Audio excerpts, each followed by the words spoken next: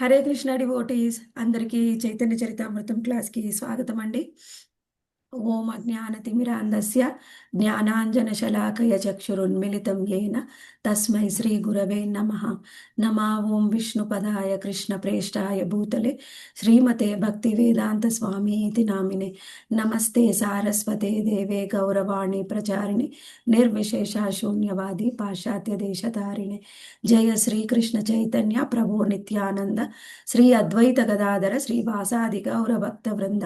హరే కృష్ణ కృష్ణ కృష్ణ కృష్ణ హరే హరే, హరే రామ రామ రామ హరే హరే. పంచతత్వాత్మకం కృష్ణం భక్తరూపా స్వరూపకం భక్తావతారం భక్తాఖ్యం నమామి భక్తశక్తికం. మనము చైతన్య చరితామృతంలో చర్చిస్తూ ఉన్నాము. చైతన్య చరితామృతంలోని ఫస్ట్ శ్లోకాలోనే భగవంతుడి యొక్క 6 తత్వాలను గురించి మనకి వివరించారు. 6 తత్వాలలో కూడా ముఖ్యంగా మనకి గురుదేవుల గురించి, భగవద్ భక్తులు, భగవద్ అవతారములు, భగవంతుని యొక్క ప్రధానాంశాలు, ఆయన యొక్క శక్తులు, సాక్షాత్గా భగవంతుడి గురించి మనకు వివరిస్తూ ఉన్నారు. హరే కృష్ణ డివోటీస్ అందరు కూడా దయచేసి మ్యూట్ లో ఉండండి. ప్రశ్నలు అడిగినప్పుడు మాత్రం ఆన్సర్ చెప్పండి.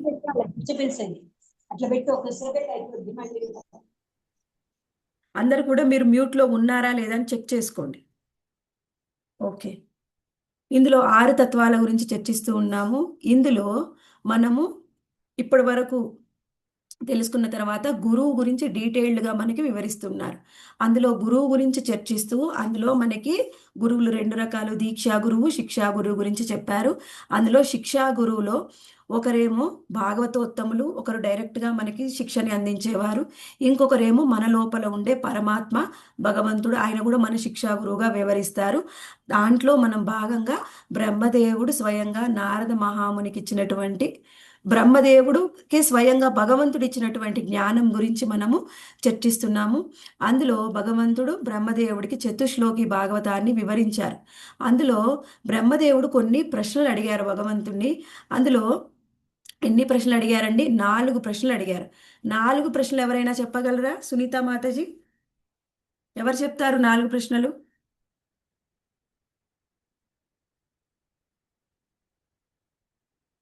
మొట్టమొదటి ప్రశ్న ఏం ప్రశ్నలు అడిగారంటే, ప్రాకృత అప్రాకృత రూపాల గురించి అడిగారు. ఓకే, ఇంకా యోగమ భగవంతుడి యొక్క యోగమాయ మహామాయ గురించి. మూడవ ప్రశ్న భగవంతుని లీలలు. చెప్పండి మాతాజీ. భగవంతుడు ఆధ్యాత్మిక జగత్, భౌతిక జగత్తులో ఆయన యొక్క లీలల్ని ఎలా చేస్తారు, అది మూడవ ప్రశ్న. 4వ ప్రశ్న, నాకు గర్వం రాకుండా విజయవంతంగా ఈ సృష్టి కార్యం చేయడానికి నాకు సహాయం చేయండి అని అడిగారు. మొదటి ప్రశ్న ఏమిటి? ప్రాకృత అప్రాకృత రూపాలు మరియు భగవంతుడి యొక్క ప్రాకృత అప్రాకృత రూపం గురించి. రెండవ ప్రశ్న యోగమాయ మహామాయ గురించి భగవంతుడి యొక్క. మూడవది ఆయన భౌతిక ఆధ్యాత్మిక జగత్తుల్లో ఎలా లీలలు చేస్తారు. తర్వాత 4వ ప్రశ్న, నాకు గర్వం రాకుండా విజయవంతంగా ఈ సృష్టి కార్యం చేయడానికి నాకు శిక్షణనివ్వండి అని 4 ప్రశ్నలు అడిగారు. అయితే అందులో మొదటి ప్రశ్న భగవంతుడి యొక్క ప్రాకృత అప్రాకృత రూపాల గురించి ఈ చతుశ్లోకి భాగవతంలోని మొదటి శ్లోకంలో మనము డీటెయిల్డ్గా చర్చించాము. అది మనము 53వ శ్లోకంలో చర్చించాము.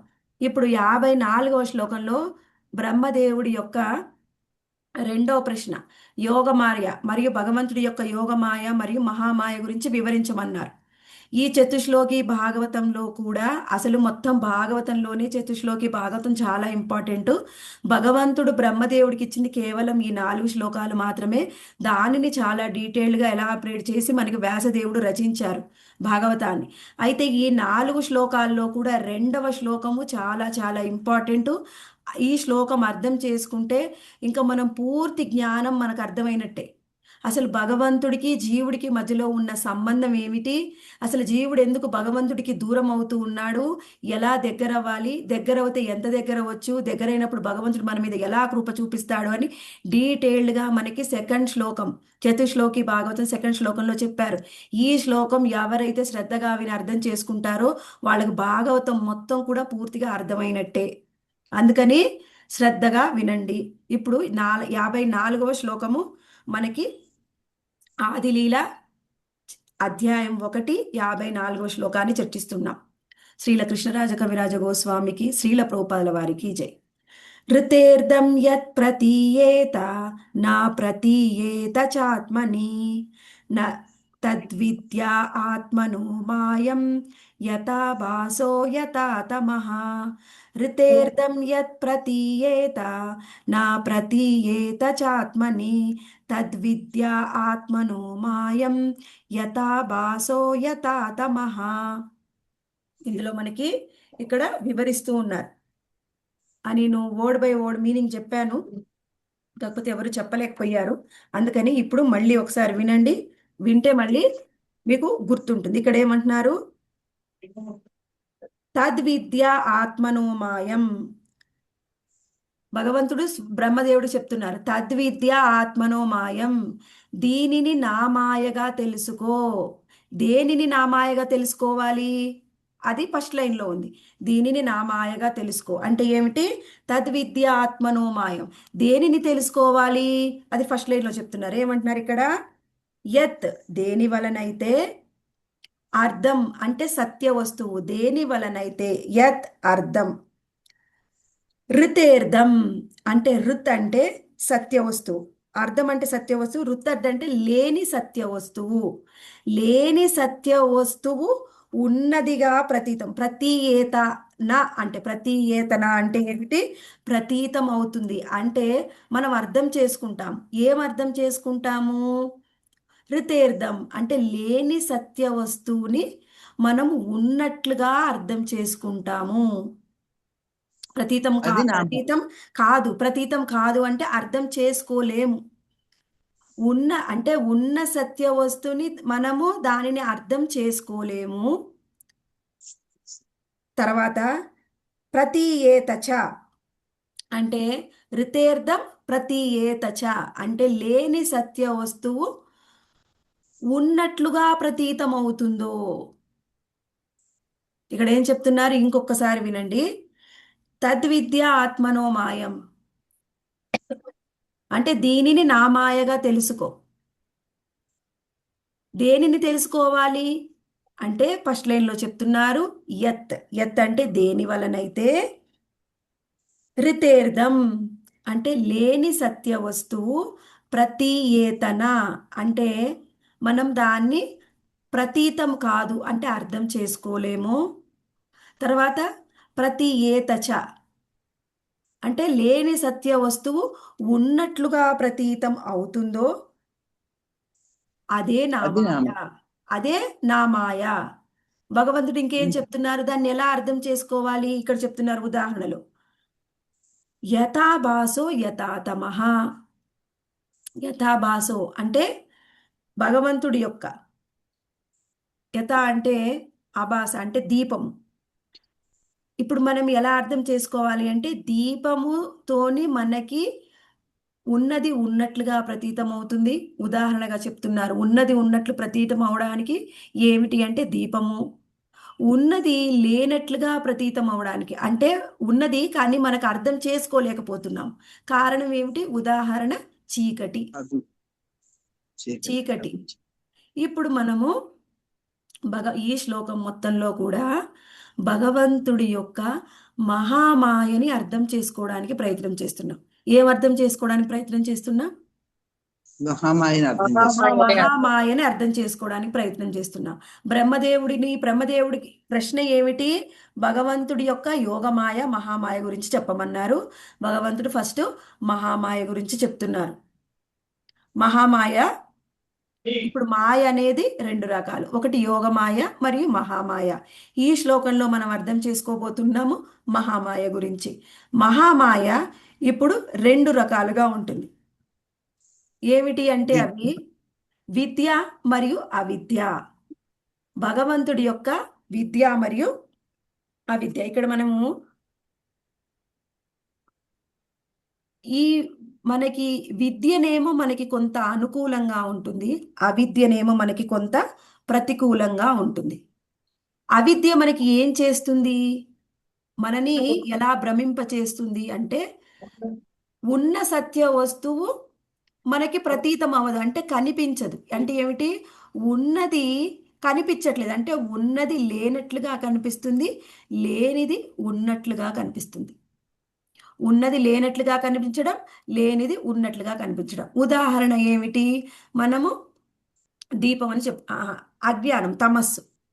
ఉన్నది లేనట్లుగా, లేనిది ఉన్నట్లుగా కనిపించడం. అప్పుడు మనం ఏం చేయాలి? ఎందుకు అలా కనిపిస్తుంది అంటే, చీకట్లో ఉన్నప్పుడు మన ఇంట్లోనే ఉన్నదైనా మనకి కనిపించదు, ఉన్నది కనిపించదు.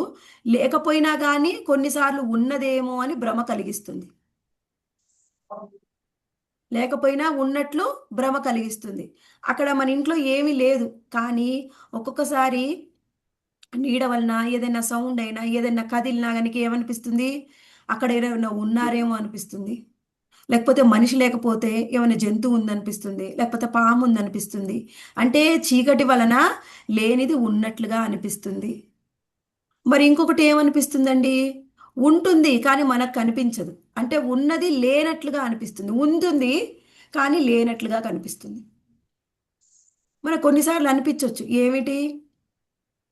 మనము ఒకసారి లైట్ వేసుకొని చూస్తే అక్కడే ఉన్నట్టు అనిపిస్తుంది. ఏమిటి? ఉదాహరణ, మీకు ఏదో అత్యవసరమైన వస్తువు, మీకు ఫోనే కావాలనుకోండి. ఎన్నిసార్లు ఒక్కొక్కసారి ఎలా అనిపిస్తుంది అంటే, ఫోన్ ఉంటుంది ఇంట్లో కానీ మనకి కనిపించదు.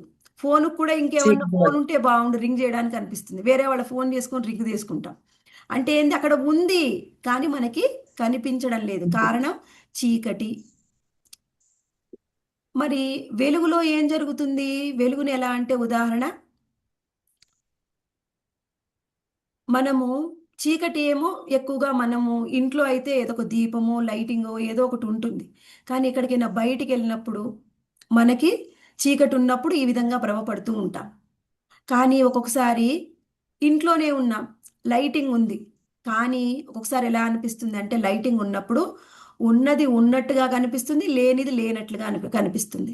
ఏదైనా కదిలింది అనుకోండి, వెంటనే వెనక్కు చూసాం, లైటింగ్ ఉంది, అక్కడ ఏమీ లేదని అర్థం అవుతుంది. ఒకవేళ కదిలినప్పుడు, ఒకవేళ ఏమైనా ఉందనుకోండి, ఎలకనో పామో బల్లో ఉందనుకోండి, మనకి వెంటనే చూస్తే ఉంటే ఉన్నట్లుగా కనిపిస్తుంది. అది మహామాయ యొక్క విద్య మరియు అవిద్యల గురించి మనము చర్చించుకుంటూ ఉన్నాం. ఉదాహరణగా మనము దీపము మరియు చీకటిని ఉదాహరణగా తీసుకొని మనం అర్థం చేసుకుంటున్నాం. అయితే ఇవన్నీ కూడా ఏమిటి? మహామాయ మనకి ఉన్నది ఉన్నట్లుగా చూపించడం, లేనిది లేనట్లుగా చూపించడం. ఎవరిని చూపిస్తుంది? ఎవరికి చూపిస్తుంది ఇదంతా అంటే, జీవాత్మకి చూపిస్తుంది. మహామాయ జీవాత్మకి చూపిస్తుంది. ఎవరిని అంటే, భగవంతుణ్ణి.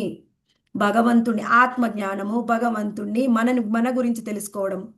దీని గురించి మనం భగవంతుడికి ఏ విధంగా మనం అర్థం చేసుకుంటున్నాం, దగ్గర అవుతున్నామా, దూరం అవుతున్నామా, ఆ విషయం మనకి చెప్తుందన్నమాట. మహామాయ ఎవరి మీద ప్రభావం చూపిస్తుందంటే, భగవంతుడికి దూరంగా ఉన్న వాళ్ళ మీద ప్రభావం చూపిస్తుంది.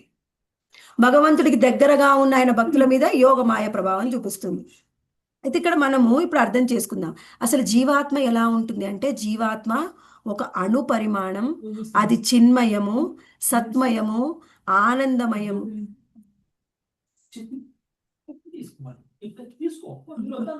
ఆత్మ అనాది నుంచి ఉంది అంటారు.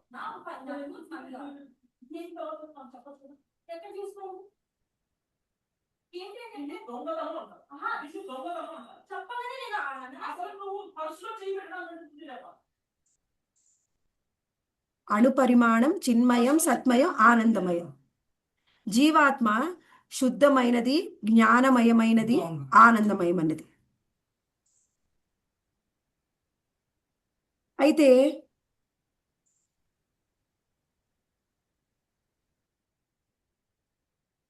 అటువంటి జీవాత్మ ఏ విధంగా ఉంది అంటే, తనకి సామర్థ్యం ఉంది, కానీ సామర్థ్యం ఉన్నప్పటికీ కూడా ఎప్పటి నుంచో జీవాత్మ అనాది, అంటే ముందు నుంచి, అంటే ఆరంభం లేని స్థితి నుంచి కూడా, అంటే ముందు అనేది లేదు, ఆరంభం ఉంటే ముందు ఉంటుంది, ఆరంభం లేని స్థితిలంటి కూడా జీవాత్మ ఎలా ఎలా ఉంది అంటే, అవిద్యతోని కప్పబడి ఉంది. అవిద్యతోని కప్పబడి ఉండడం వల్ల జీవాత్మకి ఏమైపోయిందండి? అవిద్యతో కప్పబడి ఉండడం వల్ల తనకి జ్ఞానం ఉన్నప్పటికీ కూడా తనని తానే తెలుసుకోలేకపోతూ ఉంది. ఎందుకు తెలుసుకోలేకపోతుంది తనని తాను? ముందేమో తెలుసుకోగలదు, కానీ తెలుసుకోలేని స్థితిలో అవిద్యతో కప్పబడి ఉంది. ఈ అవిద్యతో కప్పబడి ఉన్నటువంటి జీవాత్మకి ఇంకా మహామాయ ఏమిస్తుందంటే కొన్ని పొరలను ఇస్తుంది. ఆ పొరలు ఏమిటి అని చెప్పుకున్నాం? ఆత్మ చుట్టూ కొన్ని పొరలు ఉన్నాయి. ఆ పొరలు ఏమిటి అంటే సూక్ష్మ అహంకారము, శరీరం. చిత్తము, బుద్ధి, మనస్సు, ఆ తర్వాత ఇంద్రియాలు, స్థూల శరీరము, ఇంద్రియార్థాలు, ఇన్ని పొరలతోని కప్పబడి ఉంది. ఈ పొరలు ఉండడం వలన ఏం జరుగుతుంది? జీవాత్మ తనని గురించి తానే తెలుసుకోలేకపోతుంది. ముందు జీవాత్మకి రెండు సమస్యలు ఉన్నాయి. ఏమిటి? ముందు అనాది నుంచి కూడా అది అవిద్యలో ఉంది. అవిద్యలో ఉండి తనని తాను తెలుసుకోలేకపోతుంది. ఈ అవిద్యలో ఉన్నటువంటి ఈ జీవాత్మకి మహామాయ ఇంకొన్ని పొరలు ఇస్తుంది. ఆ పొరలు ఇవ్వడం వలన మనం ఇంకా జీవాత్మ గురించి తెలుసుకోలేకపోతూ ఉన్నాం. తనని తానే తెలుసుకోలేకపోతూ ఉంది. అవిద్యలో ఉన్నది, ఇంకా ఈ పొరలన్నీ కూడా ఉన్నాయి. మనసు, బుద్ధి, అహంకారం, చిత్తం, స్థూల శరీరం, ఇంద్రియార్థాలు, ఇవన్నీ పొరలు ఉన్నాయి. దీని వలన ఏం జరుగుతుంది? జీవాత్మకి ఏం జరుగుతుంది దీని వలన? ఇప్పుడు మహామాయ మనకు పొరలు ఇచ్చింది కదా, దాని వలన ఇంకా ఏం జరిగింది? అవిద్య. రెండు ఉన్నాయని చెప్పుకున్నాం. ఒకటి, మనకి అవిద్య అనేది వచ్చేసింది కదా. అవిద్య రావడం వలన మనం ఏం చేస్తున్నాం? ఉన్నది లేనట్లుగా చేస్తున్నాం, లేనిది ఉన్నట్లుగా చూస్తున్నాం. ఇప్పుడు మనం ఏం చెప్పుకున్నాం ఇందాక? మహామాయకి రెండు లక్షణాలు ఉన్నాయి. ఒకటి విద్య మరియు అవిద్య. ఇప్పుడు మనం ఏం చెప్పుకుంటున్నామంటే అవిద్య గురించి మాత్రం చెప్పుకుంటున్నాం. విద్య గురించి తర్వాత చెప్పుకుందాం. ఇప్పుడు అవిద్య గురించి చెప్పుకుంటున్నాం. అవిద్య అనేది ఏమిటి? అవిద్య ఏం చెప్పింది మనకి? ఉన్నది లేనట్లుగా చూపించడం, లేనిది ఉన్నట్లుగా చూపించడం. దానికి మనం ఉదాహరణగా ఇప్పుడు చూద్దాం. అర్థమవుతుందా అండి? హరే కృష్ణ, హరే కృష్ణ. అర్థమవుతుంది. అర్థమవుతుంది మాతాజీ. ఓకే, అయితే ఇప్పుడు మనం ఉదాహరణగా ఏం చూస్తున్నాము? ఉదాహరణకి ఇప్పుడు మనకి ఈ జీవాత్మ ఉంది. ఈ జీవాత్మకి అసలు దుఃఖం అనేది లేదు. అయినా కానీ దుఃఖాన్ని మనము ఊహించుకుంటున్నాం. ఎలా ఊహించుకుంటున్నాం? మన శరీరానికి వచ్చే సుఖ దుఃఖాలని, లాభ నష్టాలని, మళ్ళీ లేనిది ఉన్నట్లుగా చూద్దాం. అసలు ఈ శరీరం ఉంది కదా, ఈ శరీరం స్థూల శరీరం. స్థూల శరీరానికి ఎన్నో అవలక్షణాలు ఉంటాయి, మంచి లక్షణాలు ఉంటాయి. అవన్నీ కూడా నావి అని భావిస్తుంది. నావి అని భావిస్తే ఏమిటి? మనము ఎంత మంచి లక్షణం ఉందనుకున్నా మనకి ఎప్పుడోసారి దుఃఖం వస్తుంది. నేను అందంగా ఉన్నాను అనుకుంటే ఆనందం, కానీ మనకంటే ఎవరైనా అందంగా ఉంటే మళ్ళీ ఎమ్మటే దుఃఖం. నేను అందంగా లేను అనుకుంటే దుఃఖం. నువ్వు ఎట్లయినా అనుకో, నీ గురించి నువ్వు, నీ స్థూల శరీరం గురించి నువ్వు ఏ విధంగా అయినా భావించు. భావిస్తే మనకి ఆ దుఃఖం. ఎందుకంటే అసలు ఆత్మ అనేది చిన్మయము, ఆనందమయము, ఆ సచిదానంద స్వరూపము. అలాంటి ఆత్మ ఏం చేస్తుంది అంటే శరీరానికి ఉన్నటువంటి లక్షణాలని నావి అనుకొని ఎప్పుడు బాధపడుతూ ఉంది. అంటే లేనివి ఉన్నట్లుగా భావిస్తూ ఉంది. అర్థమైందా అండి? లేనివి ఉన్నట్లుగా. ఉదాహరణకి నేను పొట్టిగా ఉన్నాను, పొడుగా ఉన్నాను, లావుగా ఉన్నాను, సన్నగా ఉన్నాను. అవన్నీ శరీరానికి ఉన్నాయి, ఆత్మకు ఉన్నాయా? లేదు. లేవు కానీ మాతాజీ. శరీరం లేవు మాతాజీ. లేనివి ఉన్నట్లుగా దేహాన్ని భావించి మనం బాధపడుతూ ఉన్నాం. అర్థమైంది కదండి? సరే, లేనివి ఉన్నట్లుగా భావించి బాధపడుతున్నాం. నెక్స్ట్ ఇంకోటి ఏంటిది? ఉన్నది లేనట్లుగా భావించడం. ఇంకోటి ఏంటిది? ఉన్నది ఉన్నది లేనట్లుగా లేనట్లుగా భావించడం. ఏమిటి ఉంది మనకి లేనట్టుగా ఏం భావిస్తున్నాం? ఈ శరీరము సచిదానంద స్వరూపం కదా. ఈ శరీరము సచిదానంద స్వరూపము. దీనికి ఎప్పుడూ ఆనందం ఉంది, ఎప్పుడూ ఆనందం ఉంది. ఎందుకంటే భగవంతుల్లో ఎలా ఆనందం ఉందో మనలో కూడా ఆనందం ఉంది. కానీ ఉన్న ఆనందాన్ని మనం గుర్తించలేకపోతున్నాం. అందుకని ఉన్నది లేనట్లుగా చూస్తున్నాం. చూసి ఏంది? ఆనందం ఉంటే మనలో ఆనందాన్ని చూసుకోకుండా లేనిది ఉన్నట్లుగా ఈ శరీరానికి వచ్చే కష్ట నష్టాలని, చిన్న చిన్న సమస్యల్ని అన్నిటిని కూడా నేను, నాది అనుకొని భావించి లేనిది ఉన్నట్లుగా భావించి కష్టపడుతూ బాధపడుతూ ఉన్నాం. ఉన్న ఆనందాన్ని సుఖాన్ని వదిలేసి ఉన్నది కానీ చూడలేకపోతూ ఉన్నాం. అర్థమైందా? అంటే ఇప్పుడు మనం ఏం చర్చించుకున్నామంటే మహామాయ యొక్క 2 లక్ష్యాలు విద్య అవిద్యలో అవిద్య జీవాత్మని ఎలా కప్పేస్తుంది అనేది చూసాం. అర్థమైందండి ఇంతవరకు? అర్థమైంది మాతాజీ. సరే, ఇప్పుడు మనము ఇప్పుడు ఈయన చెప్పిన దాంట్లో అసలు ఎక్కువగా మనము ఇప్పుడు అర్థం చేసుకోవడానికి ప్రయత్నం చేద్దాం. అసలు విద్య అంటే ఏంటి తెలుసుకోవడానికంటే ముందుగా అసలు మనము ఏదైనా ఎలా చూడాలి? ఇప్పుడు మనం ఏం చూసాము? ఈ శరీరం ఇప్పుడు మనము అవిద్యలో ఉన్నాం. అవిద్యలో మనం ఏమేం చర్చించుకున్నాము? నేను, జీవాత్మ, నా శరీరము, ఇవే కదా మనం చర్చించుకున్నాం. అవిద్యలో మనం ఏం చర్చించుకున్నాము? జీవాత్మ, దాని చుట్టూ ఉన్న శరీరము. ఈ జీవాత్మ ఎక్కడి నుంచి వచ్చింది అంటే ఆ బ్రహ్మం నుంచి వచ్చింది, అంటే భగవంతుడి నుంచి వచ్చింది. ఈ శరీరం ఎక్కడి నుంచి వచ్చింది? భౌతికమైన ప్రకృతి నుంచి, జగత్తు నుంచి వచ్చింది. అదే మనం ఇప్పుడు చర్చించుకున్నాం. దాన్ని మనం ఎలా అర్థం చేసుకోవాలో దాన్ని కరెక్ట్గా అర్థం చేసుకుంటే అప్పుడు మనకి విద్య అనేది వస్తుంది. అయితే దాన్ని ఎలా కరెక్ట్గా అర్థం చేసుకోవాలి? తప్పు అర్థం ఏమిటి, కరెక్ట్ అర్థం ఏమిటి చూద్దాం. ఇప్పుడు తప్పు అర్థం ఏమిటి అంటే మాయావాదులు ఈ విధంగా అర్థం చేసుకుంటారు. ఏమిటది? బ్రహ్మ సత్యం, జగత్ మిథ్య. ఏమిటండి అది? బ్రహ్మ సత్యం, జగత్ మిథ్య. బ్రహ్మ సత్యం, జగత్ మిథ్యలో బ్రహ్మనేమో సత్యం అంటున్నారు, జగత్తేమో మిథ్య అంటున్నారు. అంటే వాళ్ళు ఏం చెప్తున్నారంటే మనము ఒక తాడు ఉందనుకోండి, తాడుని తాడులాగానే చూడండి. మీరు తాడుని తాడులాగా చూడకుండా పాములాగా చూస్తున్నారు. అందుకని బ్రహ్మ బ్రహ్మమే, బ్రహ్మ సత్యమే, కానీ జగత్తు లేదు, జగత్తు మిథ్య. మీరు ఈ బ్రహ్మంలో జగత్తుని కూడా చూస్తున్నారు, అంటే తాడులో పాముని కూడా చూస్తున్నారు. తాడులో పాముని చూడొద్దు, తాడుని తాడులాగానే చూడండి, బ్రహ్మాన్ని మాత్రమే చూడండి.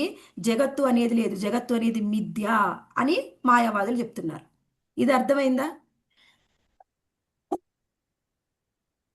ఇప్పుడు మనం మరి మాయావాదులు చెప్పేది తప్పని చెప్పుకుంటున్నాం కదా, మరి మనం ఏం చెప్పుకుంటున్నాం? మరి మన ఫిలాసఫీ ఏంటి తెలియాలి కదా.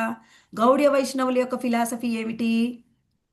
గౌడీయ వైష్ణవుల ఫిలాసఫీ ఏమిటి అంటే బ్రహ్మ సత్యం, జగత్ సత్యం. ఏమిటండి? బ్రహ్మ సత్యం, జగత్ సత్యం. సత్యం. బ్రహ్మ సత్యం, జగత్ సత్యం. ఇది ఎలా అర్థం చేసుకోవాలి? దీన్ని అర్థం చేసుకోవాలి అంటే ఒక ఉదాహరణతోనే అర్థం చేసుకుందాం. బ్రహ్మ సత్యమే, జగత్తు సత్యమే. ఎలా అర్థం చేసుకోవాలి అంటే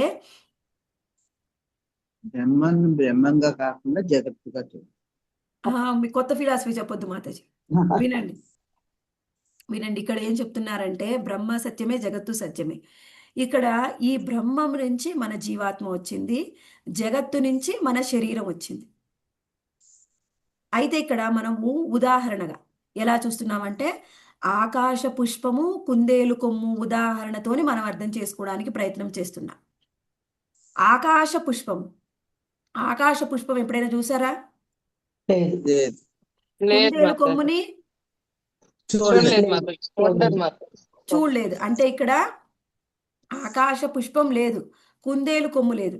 మరి ఆకాశము పుష్పము ఉందా? ఉన్నాయి. ఆకాశం ఉంది, పుష్పం ఉంది, కుందేలు ఉంది, కుందేలు కొమ్ము కూడా ఉంది, మనం అందరం చూసాం. కానీ ఆకాశ పుష్పం లేదు, కుందేలు కొమ్ము లేదు. ఎందుకంటే ఈ ఉదాహరణ చెప్తున్నాము అంటే ఇక్కడ మనం అర్థం చేసుకోవాలి ఏమిటి అంటే బ్రహ్మం ఉంది, సత్యమే, అలాగే జగత్తు కూడా సత్యమే. ఇక్కడ ఇంకేం చెప్తున్నామంటే ఈ జీవాత్మ సత్యమే, అలాగనే శరీరం కూడా సత్యమే, కానీ ఈ జీవాత్మది ఈ శరీరము అది భ్రమ. అర్థమైందా? జీవాత్మ సత్యమే, జీవాత్మ సత్యమే, శరీరము సత్యమే, కానీ ఇది ఈ శరీరము జీవాత్మది, జీవాత్మ శరీరం అనేది మిథ్య. ఇప్పుడు మనకొచ్చే దుఃఖం అంతా ఇందాక చెప్పుకున్నాం, అవిద్యలో ఏం చెప్పుకున్నాం, మనకొచ్చే దుఃఖం అంతా కూడా ఇది నా శరీరం అనుకొని ఈ శరీరానికి వచ్చే కష్టశిష్టాలు నావి అనుకోవడం వల్లే మనకు దుఃఖం వస్తుంది. అదేగా చెప్పుకున్నాం మనం ఇందాక. Yes.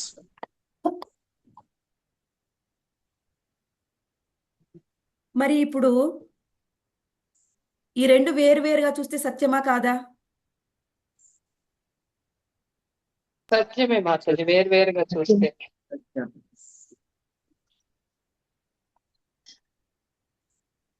జీవాత్మ సత్యమే, దేహము సత్యం. వేరువేరుగా చూస్తే సత్యమే, కానీ రెండు కలిపితే అసత్యము, అది మిథ్య. భ్రమ.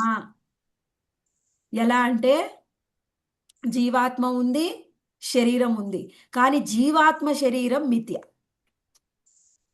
అర్థమైందా? జీవాత్మ శరీరం మిథ్య. ఈ శరీరము నాది అనుకోవడమే మిథ్య. ఈ శరీరం నాది అనుకోబట్టి ఏం చేస్తాము, శరీరాన్ని ఎలా అందంగా ఉంచాలా అని ఎప్పుడు ప్రయత్నం చేస్తూ ఉంటాం. శరీరాన్ని అందంగా ఉంచాలి, శరీరాన్ని సుఖంగా ఉంచాలి, శరీరానికి ఇష్టమైనవన్నీ అందించాలి. ఇవన్నీ ఎక్కడి నుంచి వస్తున్నాయి? ఈ భావనలన్నీ ఎక్కడి నుంచి వస్తున్నాయి మనకి? ఇది నా శరీరము, నా శరీరం అనుకోబట్టే వస్తున్నాయి కదా. నా శరీరం ఎంతవరకు అనుకోవాలి అంటే దీన్ని మనం ఉపయోగించుకోవాలి అంతే, కానీ అది దాని మీద అటాచ్మెంట్ పట్టుకోకూడదు. ఎలా ఇప్పుడు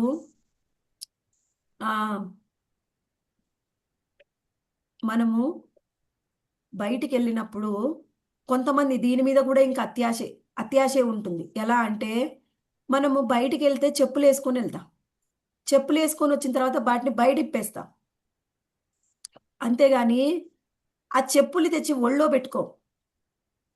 Yes. ఎంతవరకు అవసరమో అంతవరకే చెప్పులు ఉపయోగించుకోవాలి, కానీ చెప్పులు లేకుంటే వెళ్ళమలగమా బయటికి?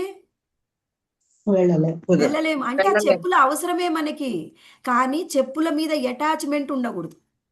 మన శరీరం కూడా అలానే, మనకి ఈ శరీరం అవసరమే. అప్పుడే మనం ఈ శరీరం ఎందుకు పొందాము, దాని యొక్క ఫలితాన్ని పొందాలి అంటే మనకి శరీరం అవసరం, కానీ శరీరం మీద అటాచ్మెంట్. ఎలా అంటే ఈ జీవాత్మ ఈ శరీరం నాది అనుకోవడం వల్లే మనకు అన్ని వచ్చిన దుఃఖాలు.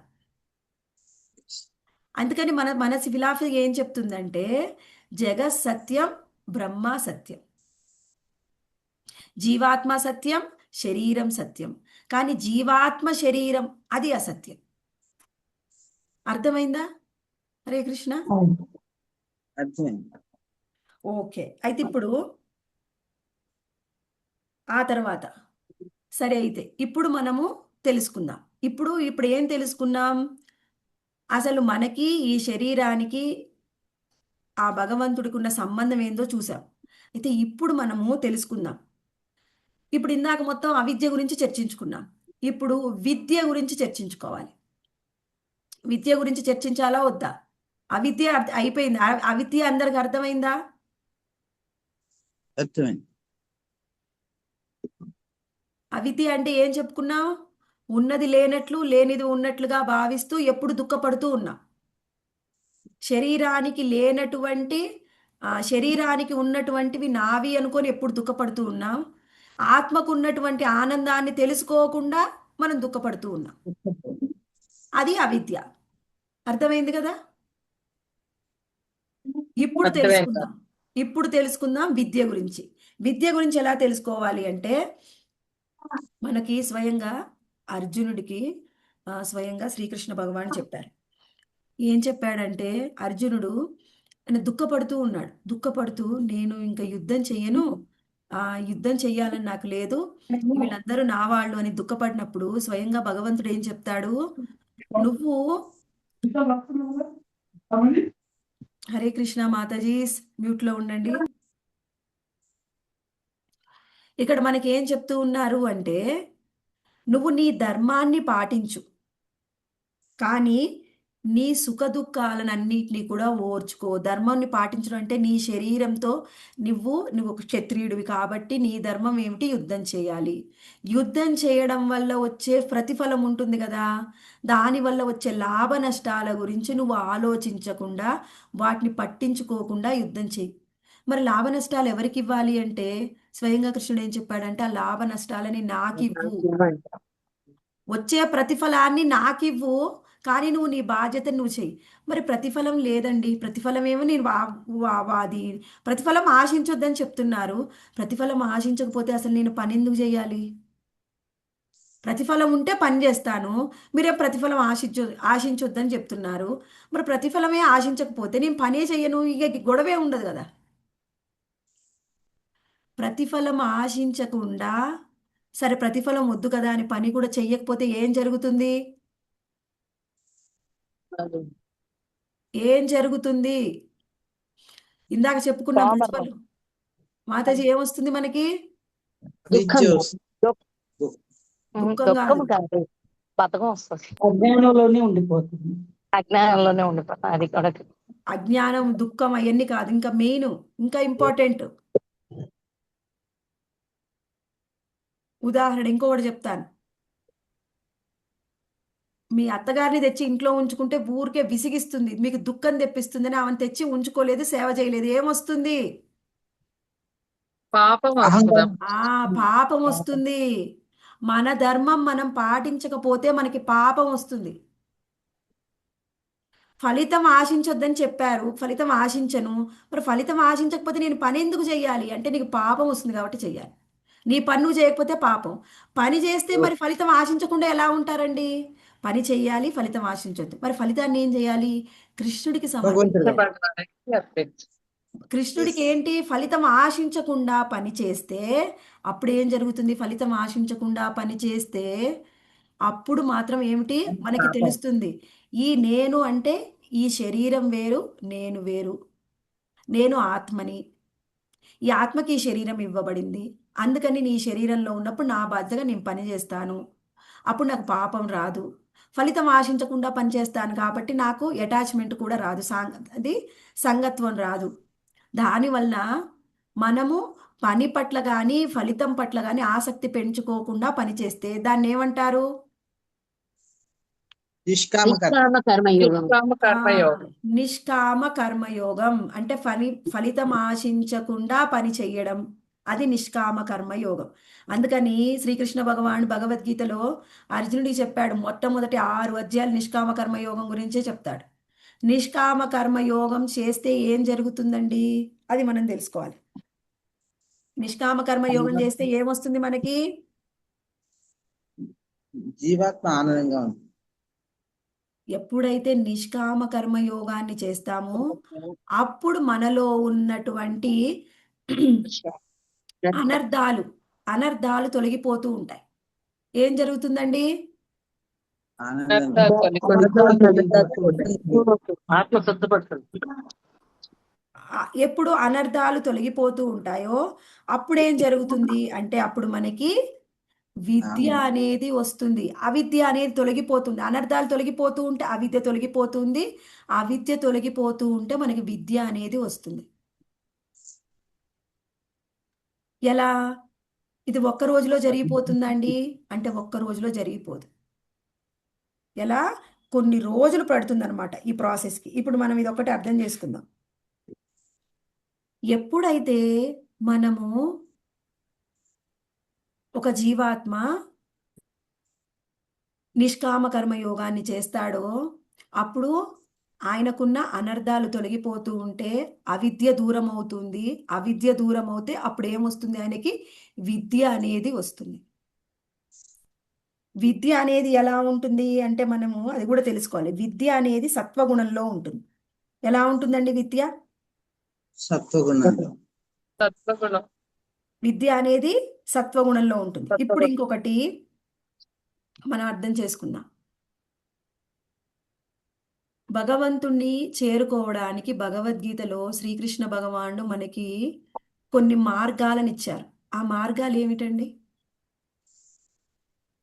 కర్మయోగం, జ్ఞానయోగం, ఇంకా భక్తి యోగం. కర్మయోగం, భక్తి యోగం. భగవంతుడు స్వయంగా శ్రీకృష్ణ భగవానుడు భగవద్గీతలో మనకి కొన్ని మార్గాలను ఇచ్చారు. ఎందుకు? ఏ మార్గాలని? భగవంతుణ్ణి చేరుకునే మార్గాలని కొన్ని ఇచ్చారు. అవి ఏమిటి అంటే ముఖ్యంగా 3 మార్గాలు: కర్మయోగము, జ్ఞానయోగము మరియు భక్తి యోగము. అయితే ఇప్పుడు మనం ఏం చెప్పుకున్నాం ఇంతసేపు? నిష్కామ కర్మయోగాన్ని చెప్పుకున్నాం. ఎవరైతే నిష్కామ కర్మయోగాన్ని ఆచరిస్తారో అప్పుడు వాళ్ళు నిష్కామ కర్మయోగాన్ని ఆచరిస్తూ ఉన్నప్పుడు వాళ్ళు ఎవరైనా జ్ఞానులని కలిశారనుకోండి, ఏం జరుగుతుందండి? జ్ఞానులను కలిస్తే అవిద్య పోతుంది మాతాజీ, విద్య వస్తుంది. ఎప్పుడైతే జ్ఞానులని కలుస్తారో వాళ్ళకి ఏం జరుగుతుంది? వాళ్ళు అవిద్య పోతుంది. జ్ఞాన మార్గంలో ముందుకు వెళ్తారు. దేంట్లో ముందుకు వెళ్తారు? జ్ఞాన మార్గంలో జ్ఞాన మార్గంలో తెలుసు. ముందుకు వెళ్తారు. జ్ఞాన మార్గంలో జ్ఞాన సాధన చేస్తూ ముందుకు వెళ్తారు. ఆ జ్ఞాన సాధన చేయడం అంటే ఏమిటి? ఇప్పుడు మనం ఏం చెప్పుకుంటున్నాం? అందరు శ్రద్ధగా వినండి. మహామాయ యొక్క అవిద్య గురించి చెప్పుకున్నాం. ఇప్పుడు మహామాయ యొక్క విద్య గురించి చెప్పుకుంటున్నాం. ఆ విద్యలో భాగంగా ఎలా మనకి ఆ విద్య వస్తుంది అంటే, మనకి భగవద్గీతలో శ్రీకృష్ణ భగవాన్ చెప్పినటువంటి నిష్కామ కర్మయోగాన్ని ఆచరించడం వల్ల విద్య వస్తుంది అని చెప్పుకున్నాం. అయితే ఇప్పుడు ఏం చెప్పుకుంటున్నామంటే, ఈ నిష్కామ కర్మయోగాన్ని మనం ఆచరిస్తూ ఉన్నప్పుడు ఎవరైనా కానీ ఒక జ్ఞానిని కలిశారనుకోండి, జ్ఞాన యోగ సాధన చేసేటటువంటి ఒక సాధకుణ్ణి కలిస్తే ఏం జరుగుతుంది? మనము కూడా జ్ఞాన యోగ సాధన ప్రారంభిస్తాం ఎవరైతే ఆ వ్యక్తిని కలుస్తారో. అసలు జ్ఞాన యోగ సాధన అంటే ఏమిటి? ఇప్పుడు నేను ఏం చెప్తున్నానంటే, భగవంతుని చేరడానికి భగవద్గీతలో కృష్ణుడు 3 మార్గాలు చెప్పాడు. ఎప్పుడైతే కర్మయోగం, ఏ మార్గం ఆచరించాలన్నా, భక్తి యోగం వైపు వెళ్ళాలన్నా, జ్ఞాన యోగం వైపు వెళ్ళాలన్నా కానీ మీ నిష్కామ కర్మయోగం తప్పకుండా ఆచరించాలి. అయితే నిష్కామ కర్మయోగాన్ని ఆచరిస్తూ ఉన్నారు. అప్పుడు వాళ్ళు జ్ఞానిని కలిశారు. జ్ఞానిని కలిసిన వాళ్ళు ఏం చేశారు? జ్ఞాన యోగ సాధన చేస్తున్నారు. జ్ఞాన యోగ సాధన చేసే వాళ్ళ లక్ష్యం ఏంటి మాతాజీ? అసలు ఎవరైనా ఏ యోగ సాధన చేసినా వాళ్ళ యొక్క లక్ష్యం ఏంటి? కృష్ణ భగవాను చేరుకోవాలి. భగవంతుడిని చేరుకోవటం. కృష్ణుణ్ణి చేరుకోవడం. ఏ యోగ సాధన ఎందుకు చేస్తారు? కృష్ణుడిని భగవద్ చేరుకోవటం. రాజ్యమే. భక్తిలో రావడం కోసం. భగవద్ధామం చేరుకోవడం, కృష్ణుణ్ణి పొందడం, అది వాళ్ళ లక్ష్య సాధన. అయితే ఇప్పుడేంది? నిష్కామ కర్మ యోగాన్ని ఆచరిస్తూ ఉన్నారు. ఆచరించే వాళ్ళు జ్ఞాన యోగిని కలుసుకున్నారు. ఎవరిని కలుసుకున్నారు? జ్ఞానయోగిని కలుసు. జ్ఞానయోగిని. జ్ఞాన యోగిని కలుసుకున్నారు. జ్ఞాన యోగిని కలుసుకొని వాళ్ళు జ్ఞాన సాధన చేయడం అనేది ప్రారంభించారు. ఏం ప్రారంభించారు? జ్ఞానయోగి. జ్ఞాన సాధన. జ్ఞాన సాధనని వాళ్ళు ప్రారంభించారు. అయితే ఈ జ్ఞాన సాధన ప్రారంభించినప్పుడు, జ్ఞాన సాధన అంటే ఏమిటి? తపస్సుని ఆచరించడము, ఆ తర్వాత వేదాధ్యయనం చేయడము, ఆ తర్వాత ఇంకా కొన్ని శరీరంతోని మనస్సుతోని కొన్ని నియమ నిబంధనల్ని ఆచరిస్తూ వాళ్ళు సాధన చేస్తూ ఉన్నారు.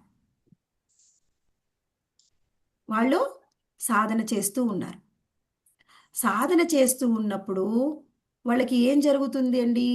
ఇప్పుడు వాళ్ళు భగవంతుణ్ణి పొందాలి అనుకునేది వాళ్ళ లక్ష్యం.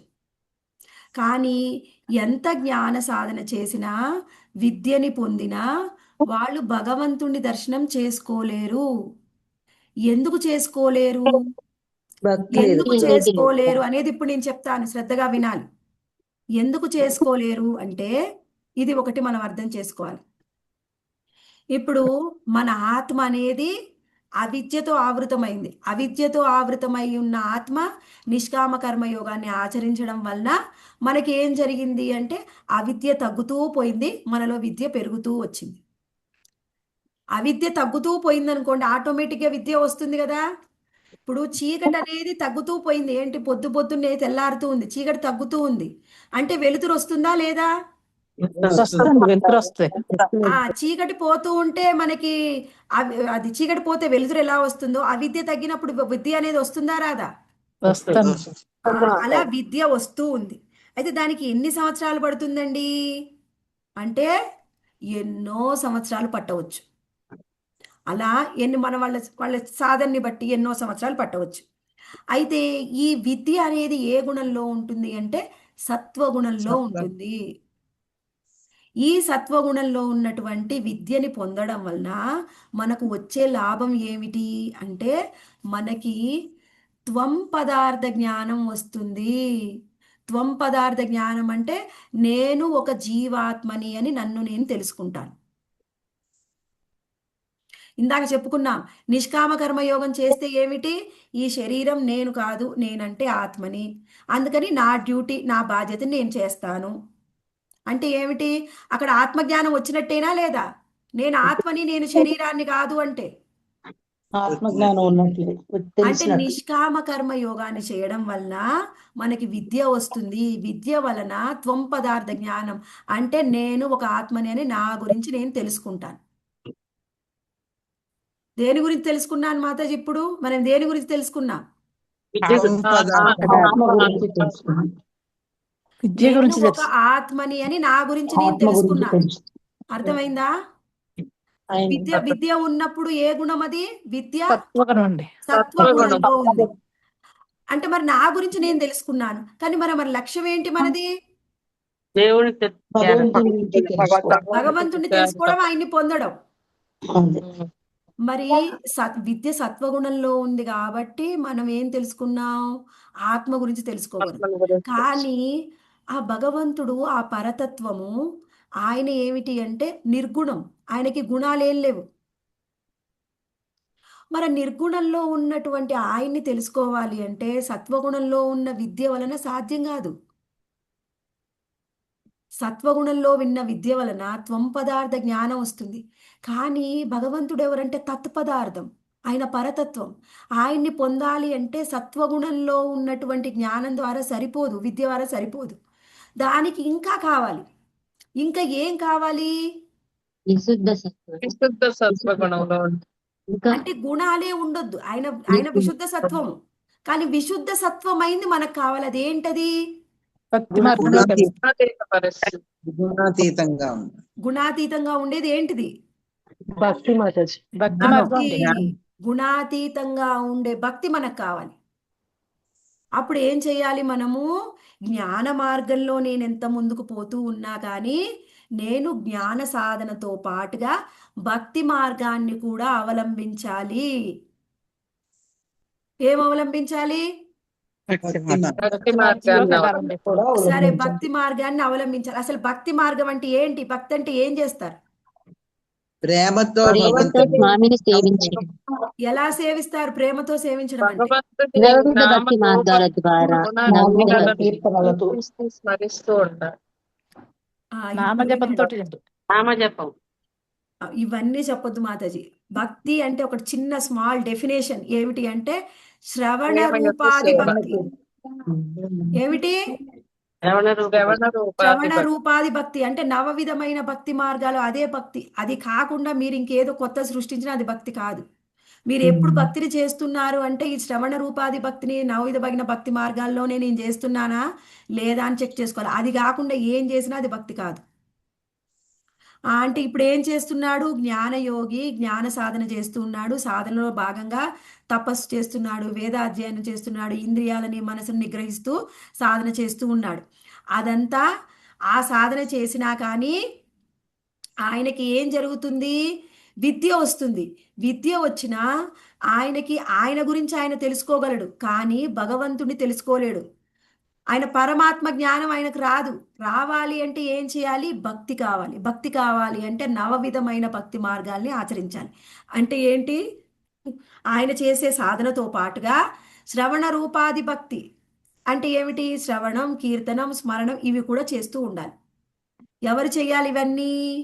జ్ఞానయోగి గురించి చెప్పుకుంటున్నాం. జ్ఞానయోగి ఇవన్నీ చెయ్యాలి. అర్థమైందా? జ్ఞానయోగి అర్థమైంది. సాధన చేస్తూ ఉన్నాడు. అయితే ఇప్పుడు ఏం జరిగింది? ఆయన జ్ఞానయోగ సాధన చేస్తున్నాడు, భక్తిని ఆచరిస్తున్నాడు. దీన్ని ఏమంటారంటే గుణమయ భక్తి. ఆయన లక్ష్యం ఏంటి? ఏం పొందాలి? జ్ఞానయోగి లక్ష్యం ఏంటి? భగవంతుని భగవంతుని పొందాలి. పొందాలి. భగవంతుడిని పొందాలి. భగవంతుణ్ణి పొందలేడు. ఇది ఒక్కటి మాత్రం ఇది శ్రద్ధగా వినండి. ఇప్పుడు మనము ఒకటి తెలుసుకుందాం. ఏమిటి అంటే జ్ఞానయోగి ఇప్పుడు భక్తిని ఒకసారి ఇది ఎక్స్ప్లెయిన్ చేసినాక అది చెప్తాను. ఏమిటి? జ్ఞానయోగి ఆయన సాధన చేస్తూ ఉండు, జ్ఞానయోగ సాధనతో పాటుగా భక్తిని కూడా ఆచరిస్తూ ముందుకు వెళ్తూ ఉన్నాడు.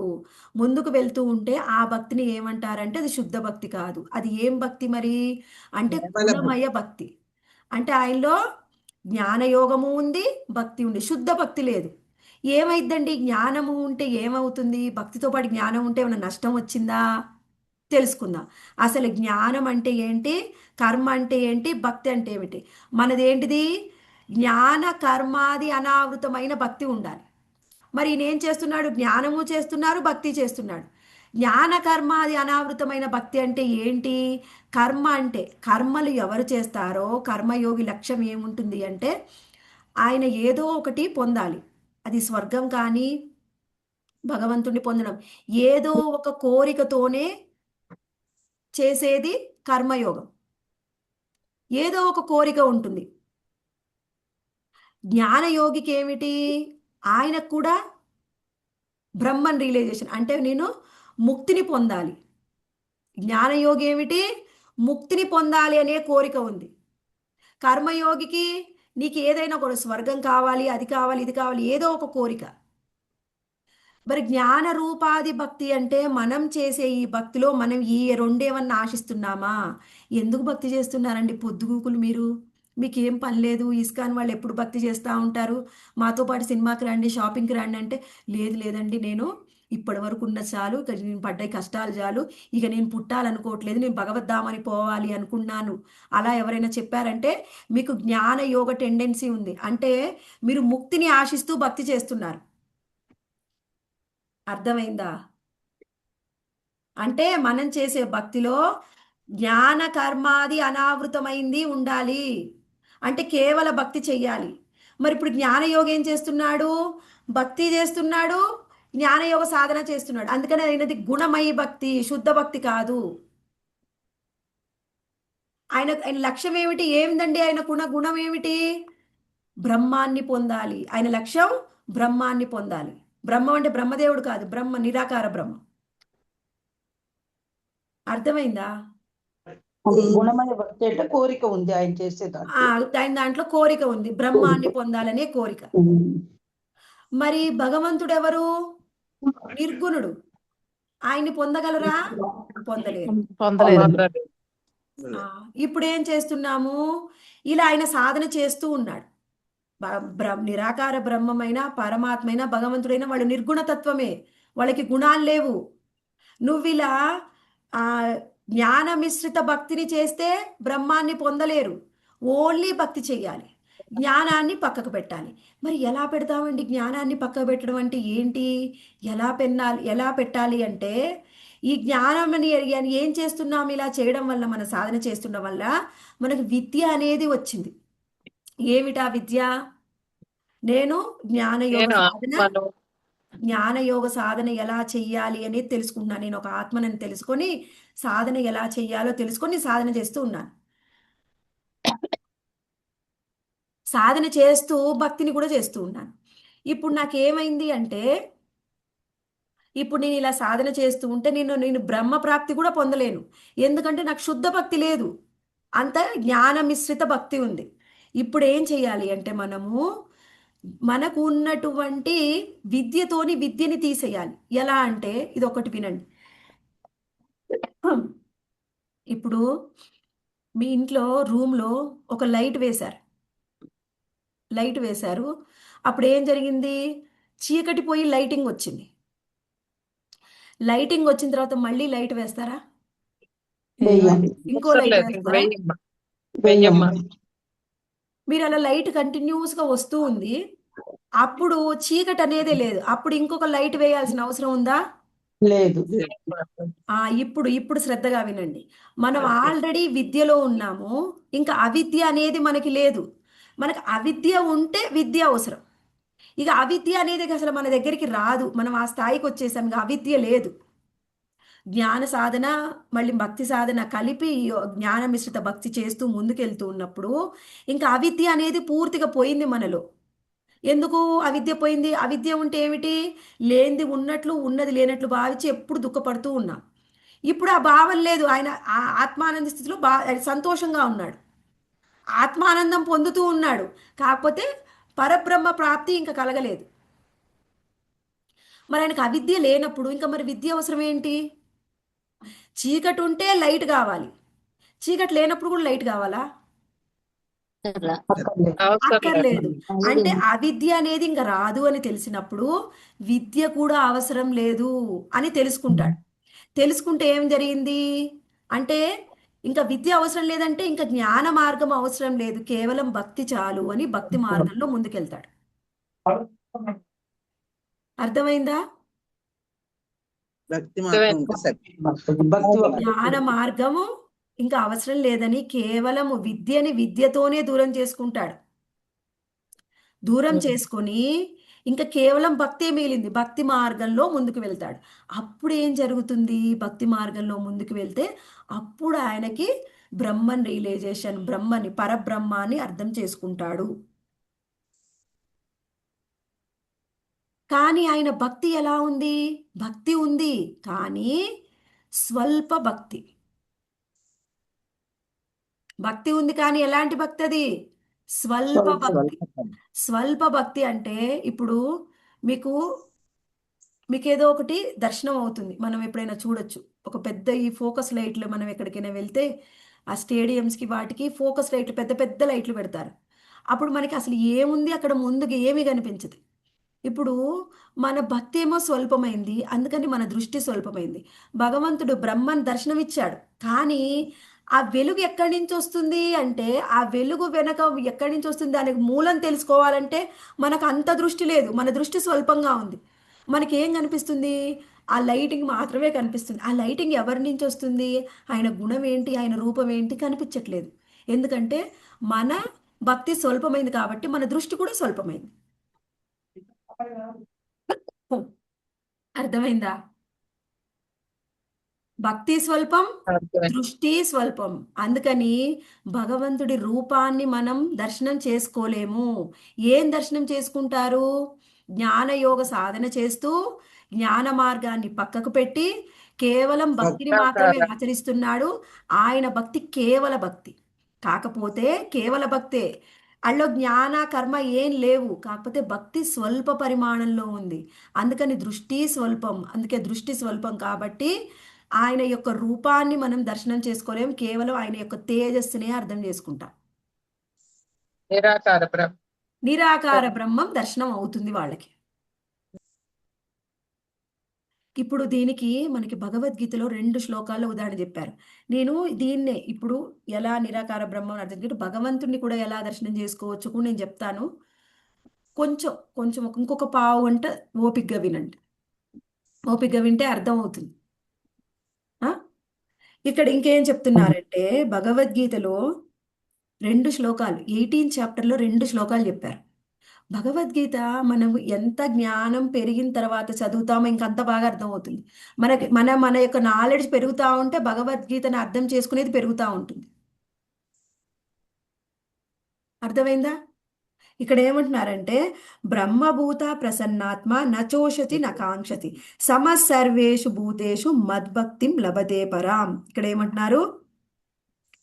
ఎవరైతే దివ్య స్థితిని పొంది దివ్య స్థితిలో ప్రతిష్ఠితుడై శీఘ్రమే పరబ్రహ్మాన్ని అనుభూతం అనర్చుకుంటే పరబ్రహ్మాన్ని ఎవరైతే అనుభూతం అనర్చుకుంటారో వాళ్ళు ఇక దేని కొరకు శోకింపరు, దేన్ని కూడా వాంఛించరు.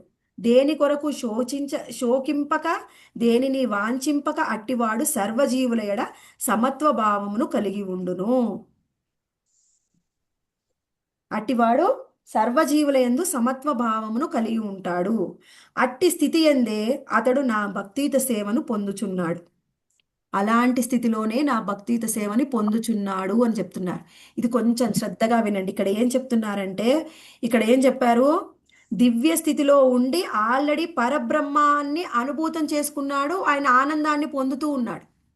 అప్పుడు ఆనందాన్ని పొందిన ఆ స్థితిలో దేని మీద కూడా చింత అనేది ఉండదు, బాధ అనేది ఉండదు. అప్పుడు మాత్రమే వాళ్ళు భగవంతుడి యొక్క దివ్యమైన భక్తియుత సేవలో నెలకొంటారు. అప్పుడు దివ్యమైన భక్తి అంటే ఏంటో వాళ్ళకి అర్థమవుతుంది. అది ఇంకా హయ్యర్ కదా మాతాజీ. ఫస్ట్ భక్తి కంటే కొంచెం హయ్యర్. అప్పుడు దివ్యమైన భక్తి అంటే ఏదో అర్థమవుతుంది. ఇది ఎవరికి? జ్ఞాన యోగాన్ని సాధన చేస్తూ బ్రహ్మాన్ని, పరబ్రహ్మాన్ని అనుభూతం చేసుకున్న వాళ్ళకి ఇది వర్తిస్తుంది. మనకి ఇది వర్తించదు. ఎందుకంటే మనము జ్ఞానయోగ సాధన చెయ్యట్లేదు. పేరుకి జ్ఞానయోగ సాధన చెయ్యట్లేదు అని అనుకుంటున్నాము. కాకపోతే మన యొక్క స్వభావంలో కర్మ జ్ఞానం వల్ల వచ్చే లాభాన్ని పొందాలని అనుకుంటున్నాం. కర్మల ద్వారా అంటే కర్మయోగం ద్వారా ఏదో ఒక లాభం పొందాలని, జ్ఞానయోగం ద్వారా ముక్తిని పొందాలని వాళ్ళు అవి కోరుకుంటారు. మన లోపల కూడా ఆ భావం ఉంది. ఈ భావాన్ని పూర్తిగా తీసి పక్కకు పెట్టాలి. అప్పుడే శుద్ధ భక్తి అంటారు. ఇప్పుడు ఈ జ్ఞానయోగి సాధన చేసే ఆయన పక్కకు పెట్టేశాడు. కాకపోతే స్వల్ప పరిమాణంలో ఉంది ఆయన భక్తి. ఇప్పుడు మనకి 55 శ్లోకాలు ఏం చెప్తున్నా చూడండి. భక్త్యా మామపి జానాతి యావాన్ యచ్చాస్మి తత్వతః తతో మాం తత్వతో జ్ఞాత్వా విశతే తదనంతరం. కేవలం భక్తియుత సేవ చేతనే మనుజుడు నన్ను యథారూపంగా దేవదేవునిగా అవగాహన చేసుకొనగలడు. అటువంటి భక్తినే నన్ను సంపూర్ణంగా ఎరిగినప్పుడు అప్పుడు అతడు నా ధామాన్ని చేరగలడు.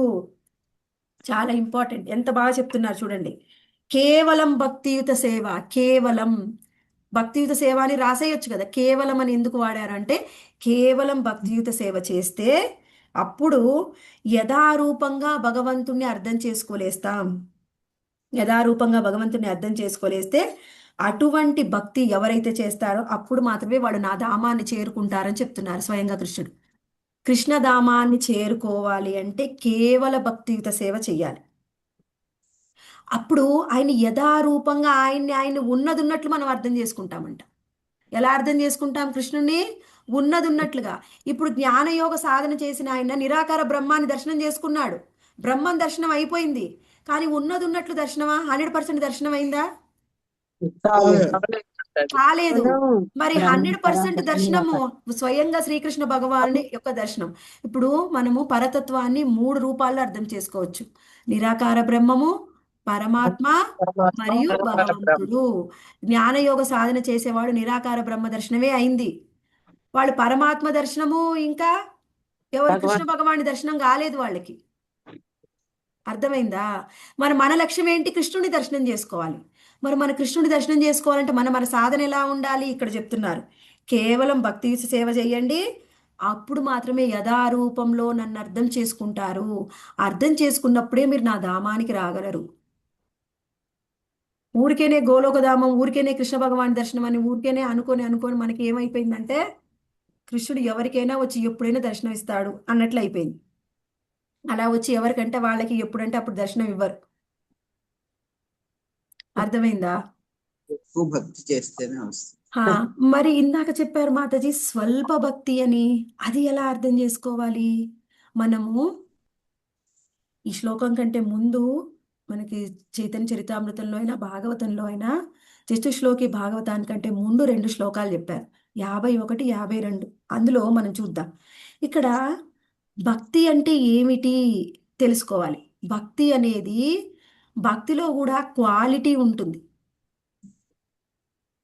అంటే ఇప్పుడు నేను మ్యాంగో తినాలి.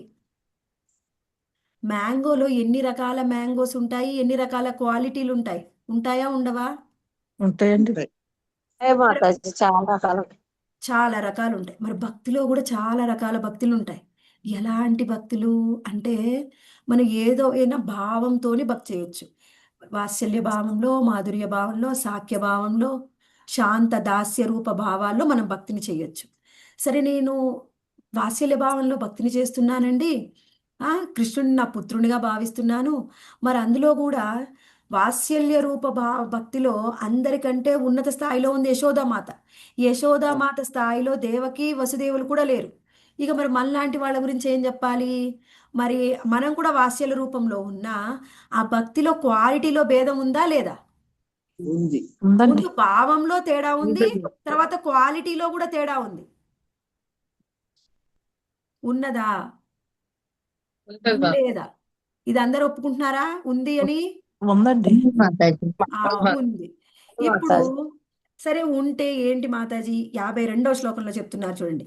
ఏం చెప్పాడంటే అందులో భగవంతుడు బ్రహ్మదేవుడికి, నువ్వు ఎంత పరిమాణంలో ఏ విధమైన భక్తిని నువ్వు చేస్తావో ఆ విధంగానే నేను నీకు సాక్షాత్కారం అవుతాను. నువ్వు ఎంత పరిమాణంలో ఏ విధమైన భక్తిని చేస్తావో ఆ విధంగానే నేను నీ సాక్షాత్కారం అవుతాను. నువ్వు అలాగానే నన్ను అర్థం చేసుకుంటావు. నీ భక్తి యొక్క పరిమాణము, క్వాలిటీ, దాన్ని బట్టే నేను నీకు అర్థమవుతా. అంతే తప్ప నీ క్వాలిటీ లేకుండా క్వాంటిటీ లేకుండా అన్నీ అర్థం చేసుకోవాలి అంటే అర్థమవుతాయా? మనము బజార్కి వెళ్ళి మ్యాంగోస్ కొనాలి. క్వాలిటీ కావాలి, క్వాంటిటీ కావాలి అంటే నువ్వు ఎంత డబ్బులు ఇస్తే అంతే వస్తుందా? నువ్వు ఎంత ఇచ్చినా కానీ అది సేమ్ అందరికి ఒకటే విధంగా ఇచ్చేస్తాడు ఆ షాపు వాడు. ఇస్తే అంతే వస్తుంది. నువ్వు ఎంత డబ్బిస్తే అంతే. నువ్వు భక్తి కూడా ఎంత చేస్తావో నీ పరిమాణము, నీ క్వాలిటీని బట్టే భగవంతుని నువ్వు అర్థం చేసుకునేది కూడా ఆధారపడి ఉంటుంది అని చెప్తున్నారు. ఎవరు చెప్పారు? స్వయంగా భగవంతుడు చెప్పాడు. కనిపిస్తుంది. స్వయంగా ఎవరు చెప్పారు? శ్రీకృష్ణ ఎవరికి పరమాత్మ చెప్పాడు? బ్రహ్మదేవుడికి మాత్రం బ్రహ్మదేవుడికి చెప్పాడు. అయితే ఇప్పుడు మనము సరే మరి ఇంకా భక్తి, ఇప్పుడు మనం ఇంతసేపు ఏం చెప్పుకున్నాం? భగవంతుని పొందడానికి ఉన్నటువంటి మార్గాల్లో జ్ఞాన యోగము, భక్తి యోగం, 2 మార్గాలు ఉన్నాయి. ఆల్రెడీ నిష్కామ కర్మ చేస్తేనే మనం జ్ఞాన యోగమైనా భక్తి యోగమైనా వెళ్ళాలి. నువ్వు ఏం చేయాలన్నా నిష్కామ కర్మ మినిమం. అంటే ఇప్పుడు జ్ఞాన యోగం గురించి తెలుసుకున్నాం. జ్ఞాన యోగాన్ని సాధన చేయడం వల్ల నువ్వు పొందేది ఏంటిదంటే బ్రహ్మ ప్రాప్తి, అంటే బ్రహ్మాన్ని దర్శనం చేసుకుంటావు, భగవంతుడి దర్శనం కాదు. మరి ఏం చేస్తే మనము భగవంతుని దర్శనం చేసుకోగలం అది కూడా చర్చించాలా వద్దా? ఇప్పుడు చర్చిద్దాం. అసలు భగవంతుని ఎలా దర్శనం చేసుకోవాలి, ఏం చేస్తే ఆయన దర్శనం అవుతుంది. ఇప్పుడు ఆ మార్గం అంటే ఇప్పుడు భక్తి యోగాన్ని గురించి తెలుసుకోవడానికి ప్రయత్నం చేద్దాం. అర్థమైందా? ఇప్పుడు ఏమిటి, ఇది కూడా చాలా ఇంపార్టెంట్, కొంచెం శ్రద్ధగా వినండి. ఇప్పుడు ఒక జీవాత్మ ఉంది, జీవాత్మకి అవిద్య పోయింది, విద్య అనేది వచ్చింది. విద్య ఎట్లొచ్చింది? విద్య ఎట్లొస్తుంది ఎవరికైనా? ఇందాక చెప్పాను, భక్తి మార్గం ద్వారా వస్తుంది. భక్తి వేరు. విద్య అనేది నిష్కామ కర్మ యోగాన్ని ఆచరించడం వల్ల విద్య వస్తుంది. ఎలా వస్తుంది విద్య? నిష్కామ కర్మ యోగాన్ని ఆచరిస్తే నేను వేరు, ఆత్మ వేరు, శరీరం వేరు. ఆత్మకు వచ్చే సుఖ దుఃఖాలని, ఆత్మ అనేది శరీరానికి వచ్చే సుఖ దుఃఖాలని నిర్లిప్తంగా చూస్తూ ఉంటుంది. అదే విద్య. అదే ఏమి విద్య. అంటున్నట్టు చూస్తే అర్థమైందా? అర్థమైందా? విద్య ఎట్లొస్తుంది? నిష్కామ కర్మ యోగాన్ని ఆచరించడం వల్ల వస్తుంది. అప్పుడు నిష్కామ కర్మ యోగాన్ని ఆచరిస్తూ నాకు ఒక జ్ఞాని కలిశాడు అనుకోండి, నేను జ్ఞాన యోగ సాధన చేస్తాను. ఒకవేళ నాకు ఒక భక్తుడు కలిస్తే నేను భక్తి మార్గంలోకి వెళ్ళొచ్చు. అర్థమైందా? అర్థమైంది. ఇప్పుడు భక్తి మార్గం గురించి చర్చిద్దాం. భక్తి మార్గం ఒకవేళ మనం ఆచరిస్తే ఎలా? ఇప్పుడు చూడండి. ఇప్పుడు మనకి ఇందాకేం చెప్పుకున్నాం? స్వల్ప భక్తి ఉంటే మన దృష్టి చాలా తక్కువగా ఉంది. దృష్టి తక్కువగా ఉంది కాబట్టి ఎదురుగా ఉన్నటువంటి బ్రహ్మాన్ని, భగవంతుడి నుంచి వచ్చే ఆ వెలుగునే చూసాం కానీ భగవంతుడిని చూడలేకపోయాం. ఇప్పుడు మనము స్వల్ప భక్తికి దృష్టి తక్కువ, దృష్టి కూడా తక్కువ. అది ప్రబలమైన భక్తి చేస్తే దృష్టి కూడా చాలా బాగుంటుంది. అప్పుడు భగవంతుడి నుంచి వచ్చే వెలుగుతో పాటు భగవంతుడి యొక్క రూప గుణ లక్షణాలను కూడా అర్థం చేసుకుంటాం. అర్థమైందా? అంటే స్వల్ప భక్తితోని బ్రహ్మమే సాధ్యము. ఆ స్వల్ప భక్తి మళ్ళీ కేవల భక్తి అయి ఉండాలి, అన్ని మిక్స్లు ఉండకూడదు. కేవల భక్తి, స్వల్ప భక్తి అయితే ఆ పరబ్రహ్మాన్ని దర్శనం చేసుకోవచ్చు. ఇప్పుడు మనకి కేవల భక్తి మళ్ళీ ప్రబలమైన భక్తి సాధన చేయాలి. అది ఎప్పుడు సాధ్యం? ఇప్పుడు మనం ఒక శుద్ధ భక్తుణ్ణి కలుసుకుంటేనే అది సాధ్యం. అయితే ఇప్పుడు ఇది ఒకటి అర్థం చేసుకున్నాం. ఇందాక నుంచి మనం ఏం చర్చించుకున్నాం? భగవంతుడికి 2 మాయలున్నాయి, యోగమాయ మరియు మహామాయ. మనం ఇందాక నుంచి మహామాయ గురించి చెప్పుకున్నాం. మహామాయ యొక్క విద్య, అవిద్య చర్చించుకున్నాం. అర్థమైంది కదా? ఇప్పుడు భగవంతుడి యొక్క ఇంకొక మాయ ఉంది, యోగమాయ. మహామాయ ప్రభావం ఉంటే మనం విద్యలో ఉండిపోతాం. యోగమాయ ప్రభావం మన మీద ఉంటే అప్పుడు ఏం జరుగుతుంది? శుద్ధ భక్తుల యొక్క సాంగత్యం. దాన్ని ఎలా అర్థం చేసుకోవాలి డీటెయిల్గా చూద్దాము. ఇప్పుడు ప్రస్తుతానికైతే అసలు శుద్ధ భక్తులు ఎలా ఉంటారు, అసలు శుద్ధ భక్తి అనేది ఏమిటి, శుద్ధ భక్తి ఎలా వస్తుంది అది చూద్దాం. ఇప్పుడు ఇది వినాలి. ఇక్కడ ఏం చెప్తున్నారు? ఇప్పుడు యోగమాయ యొక్క ప్రభావం వలననే శుద్ధ భక్తి అనేది వస్తుంది. యోగమాయ ప్రభావం వాళ్ళ మీద ఉంటేనే. ఎవరి మీద యోగమాయ ప్రభావం ఉంటుంది ఇది చూడాలి. శుద్ధ భక్తుల మీద. ఎట్లొస్తుందండి అసలు శుద్ధ భక్తి ఎవరికైనా? శుద్ధ భక్తి ఎట్లొస్తుంది అంటే ఏమిటి? ప్రేమతో ఏమీ ఆశించకుండా చేస్తే అదే తప్పు. ఇది మీరు చాలా బలంగా శ్రద్ధగా వినండి, అప్పుడే మనకు అర్థమవుతుంది. భక్తి అనేది ఎప్పుడు కూడా ఎక్కడ కూడా తయారు చెయ్యబడదు, నిర్మాణం చెయ్యబడదు. భక్తి అనేది ఎవరి కృప ద్వారానే మనకి లభించాలి, కానీ భక్తి మనము తయారు చెయ్యలేము. శుద్ధ భక్తుల వల్ల వస్తుంది అనుకోవచ్చా? శుద్ధ భక్తుల వల్లనే మనకి భక్తి వస్తుంది. మరి శుద్ధ భక్తులు మనకెందుకు భక్తినిస్తారండి? శుద్ధ భక్తిని ఇది మనం అర్థం చేసుకోవాలి. శుద్ధ భక్తులు మనకెందుకు భక్తినివ్వాలి అంటే, మనము చేసే సాధన చూసి భగవంతుడు ప్రసన్నమైతే భగవంతుడు భక్తుల ద్వారా మనకి శుద్ధ భక్తినిస్తాడు. భగవంతుడు శుద్ధ భక్తుల ద్వారా మనకి శుద్ధ భక్తినిస్తాడు. ఎవరికి ఇస్తాడు అంటే ఎవరికైనా ఇవ్వచ్చు. వీళ్ళకే ఇస్తాడు, వాళ్ళకే ఇస్తాడని రూల్స్ ఏం లేవు. మన యొక్క రూల్స్ ఏవి కూడా ఇక్కడ పనికి రావు. ఆయనకి ఎవరికి నచ్చితే వాళ్ళకి ఇస్తాడు. ఎవరికండి అంటే, ఎన్ని తప్పులు చేసిన వాళ్ళకైనా, పాపాలు చేసిన వాళ్ళకైనా, ఎవరికైనా ఇస్తాడా అంటే ఇస్తాడు. ఆయన ఇష్టం అది. ఎవరికైనా ఎప్పుడైనా ఇవ్వచ్చు. మనం ఉదాహరణగా చూస్తే శ్రీల ప్రభుపాదుల వారు అక్కడికి వెళ్ళి అమెరికాలో మేర్చులు, వాళ్ళెవరు, యవనులు, హిప్పీలు, అన్ని రకాల పాపాలు చేసేవాళ్ళు, వాళ్ళకు పోయి శుద్ధ భక్తినిచ్చాడు ప్రభుపాదుల వారు. వాళ్ళ మీద కరుణ చూపించాడు. అంటే ఏమిటి? భక్తి అనేది భక్తుల ద్వారానే వస్తుంది, నువ్వు దాన్ని తయారు చెయ్యలేవు. ఇది అర్థమైందా? ఇది అర్థమైతే ఏంటి అంటే మన సాధన, మన దృష్టికోణం అంతా మారిపోతుంది. ఇది అర్థం కాకపోతే దృష్టి వేరుగా ఉంటుంది, అర్థమైతే వేరుగా ఉంటుంది. అందుకే నేను ఇంట్లో నొక్కి నొక్కి చెప్తున్నాను. భక్తి అనేది భక్తుల ద్వారా వస్తుంది. మరి ఏ భక్తుల ద్వారా వస్తుంది అండి అంటే, ఎవరైనా సరే వాళ్ళకున్న స్థాయిని బట్టి, వాళ్ళకున్న ప్యూరిటీని బట్టి వాళ్ళు ఎదుటి వాళ్ళకి భక్తిని ఇవ్వచ్చు. వాళ్ళకున్న స్థాయిని బట్టి వాళ్ళ యొక్క సాంగత్యంలోకి వచ్చిన వాళ్ళకి వాళ్ళు భక్తిని ఇవ్వచ్చు. కానీ శుద్ధ భక్తిని ఇవ్వాలి అంటే శుద్ధ భక్తుడే ఇవ్వగలడు. ఇప్పుడు మీరు వచ్చి నన్ను 1,00,000 రూపాయలు అడిగితే నా దగ్గర 1,00,000 ఉంటేనే ఇస్తానా, లేకపోయినా 1,00,000 రూపాయలు ఇస్తానా? ఉంటేనే ఇస్తా. ఉంటేనే ఇస్తాను. మరి మీరు శుద్ధ భక్తి అడిగితే శుద్ధ భక్తిని ముందు నా దగ్గర ఉంటేనే కదా ఇవ్వగలను. అవును. మరి శుద్ధ భక్తి కావాలి అంటే శుద్ధ భక్తులే ఇవ్వగలరు. మరి శుద్ధ భక్తి అంటే ఏమిటండి? మరి దానికి డెఫినేషన్ ఉందా? డెఫినేషన్ ఉండాలా వద్దా? దానికి ఏం చెప్తున్నారంటే ఇక్కడ చూడండి. శుద్ధ భక్తి అంటే కర్మ జ్ఞానాల పైన ఆధారపడకుండా, అంటే అకామ సర్వకామోవ, అంటే నీకు ఏమీ ఉండొద్దు, అది కూడా చెప్పడానికి లేదు. మనకి జ్ఞాన కర్మాది అనావృతం.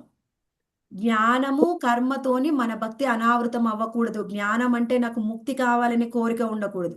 కర్మ అంటే భౌతిక లోకంలో, ఈ లోకంలో అయినా, ఇంకా ఉన్నత లోకంలో ఏవైనా కోరికలు కావాలి అనేది ఏది ఉండకుండా ఉండి, జ్ఞాన కర్మాలతో మన భక్తి వాటి మీద అనావృతం కాకుండా, అంటే దాని మీద ఆధారపడకుండా, అంటే అవి రెండు మనకి ఆ కోరికలు లేకుండా నిష్కామ భావంతో, అంటే ఏ విధమైన కోరిక అనేది లేదు. కామము అంటే కోరిక, నిష్కామ అంటే ఏ విధమైన కోరిక లేకుండా మనము భగవంతుడి యొక్క చరణ కమలాలని ఆశ్రయాన్ని పొంది, అంటే ఆయన యొక్క పాద పద్మాలనే ఆశ్రయాన్ని తీసుకొని కేవలం శ్రవణ రూపాది భక్తి, అంటే 9 విధమైన భక్తి మార్గాల్ని ఆచరిస్తూ వాళ్ళకి నేను అనే అహంభావం లేకుండా ఉండాలి. అహం అనేది ఉండకూడదు. అది మాత్రమే శుద్ధ భక్తి. మనకి ఈ శుద్ధ భక్తుల లక్షణాలు వాళ్ళలో ఉన్న భక్తి మనకి పూర్తిగా అర్థం కాకపోయినా ఎవరైనా కలిస్తే అది మనకు కొంత అర్థం అవుతుందా కాదా? పూర్తిగా అర్థం కాకపోయినా కొంత అర్థం అవుతుంది. మన గురు మహారాజ్ లాంటి వాళ్ళని చూస్తే వాళ్ళు శుద్ధ భక్తులని వెంటనే అర్థమైపోతుంది. అవును. దానికి ఏం వాళ్ళ పెద్ద సైన్స్ అవసరం లేదు. ఒక్కొక్కళ్ళు ఒక్కో స్థాయిలో ఉంటారు. అలా మనము భక్తిని చేస్తూ ఇంకొకటి ఏం చెప్పారంటే అసలు వాళ్ళకి నా అనే భావం అంటే ఇది నా శరీరము, ఇది నా పిల్లల్ది, ఇది నా భర్తది, మళ్ళీ ఇది పరాయి వాళ్ళు అని ఆ భేదం అనేది చూపించకూడదు. మనసులో ఉండకూడదు. భేదం ఉండకూడదు కదా అని ఇంట్లో పిల్లల్ని బయటికి పంపించి వేరే పిల్లల్ని తెచ్చిపెట్టుకోవడం అది కాదు. అంటే మనకు ఆ భావం 100% లేని స్థాయికి వెళ్ళడం అంటే చాలా కష్టం. అందరినీ సమంగా చూడగలిగే స్థితి. ఆ స్థితికి వస్తే దాన్ని శుద్ధ భక్తుల యొక్క స్థితి. ఆ శుద్ధ భక్తిని చూస్తేనే మనకు అర్థం అవుతుంది.